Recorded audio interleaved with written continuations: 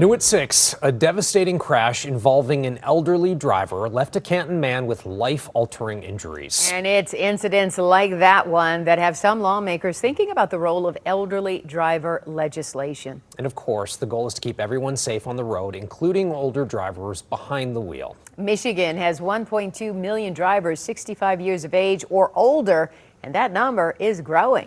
So 7 News Detroit reporter Randy Wimbley joins us now with a look at that and takes us inside the crash victims' recovery process. The road to recovery is marked by many steps. And for Garrett Bajsadecki, each step feels like a mile. I don't want to do this, but they make me fight. You know, I want to keep going. The 52-year-old concrete worker lost his leg and nearly his life and livelihood when an SUV barreled into him while he was on the job in Canton last September.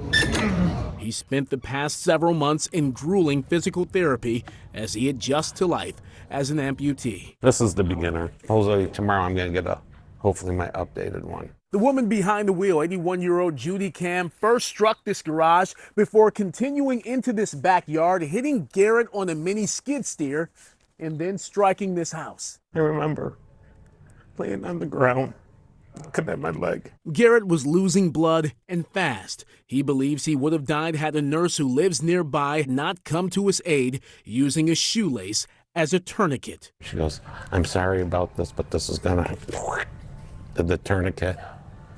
And then she goes, "I'm really sorry about this, but you're not going to die on my watch," and went in my artery and grabbed it. She had to go in my eye, and I screamed so loud, and I passed out. Garrett spent a month in the hospital, his left leg amputated, his body broken. Cam was charged with reckless driving and a moving violation causing serious impairment of a body function, both misdemeanors. Her lawyer was not available for comment as he's still reviewing the case.